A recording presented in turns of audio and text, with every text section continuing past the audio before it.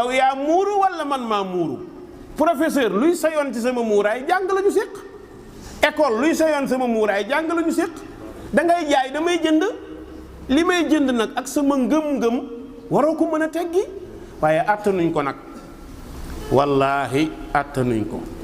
gis nga muuraay xaj la ci këri golo fu mu duggee rek ñëpp yuuxoo moo tax jigéen ñi muuru sonal nañ nafiq yi sonal nañu yéefar yi sonal nañ tubaab yi kenn du bañ muuraay ku dul nafiq boo dee jullit bañ ko nag nafiq nga.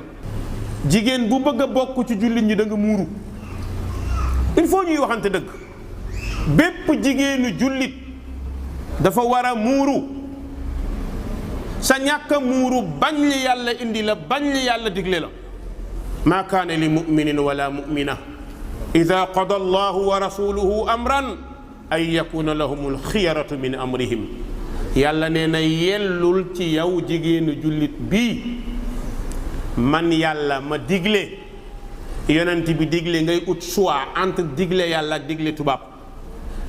yàlla digle muuraay yaa ayyuha nabi qul li azwaajika wa banaatika wa nisaai lmuminin yudniina alayhinna min jalabibihinna. yàlla dee ko wax ci alquran. loolu yàlla wax waa kër yonent bi ak njabootu jullit ñi nga commencé jël muuraay bugg koo démystifier bugg koo tuutil diaboliser ko parce que saay-saay buggul ku baax da leen di xatal. alxijaabu yajlibu alxayaa muuraay day bijji kersa. neew ma ñi koy def ñépp am kersa de waaye ku ko def te yàlla tax kenn mun laa tee am kersa ndax da nga xam ni lii santaane la te kersa ci ngëm yàlla la bokk wal xayaau minal iman ci ngëm yàlla la bokk.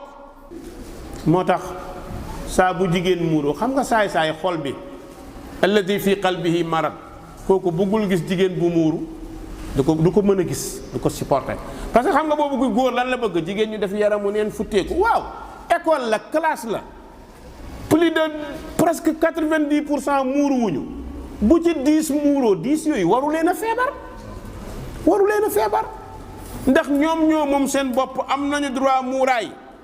mbokk yi alxijaabu ubudiyatun lillah muuraay ak jaamu la jaamu yàlla la ndax yàlla moo ko digle borom bi ne wal yadribna bi xumurihinna ala juyubihinna.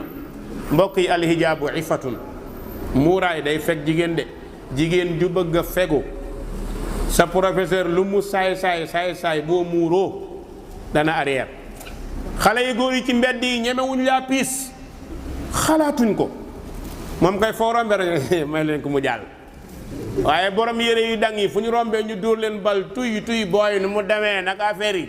moo tax muuraay day aar jigéen ñi bëgg jigéen génn caaxaan nag loolu arrangé wu leen. moo tax borom bi nee na wa an yastaafifna xayrun lahunna yéen jigéen ñi ngeen fegu moo gën ci yéen de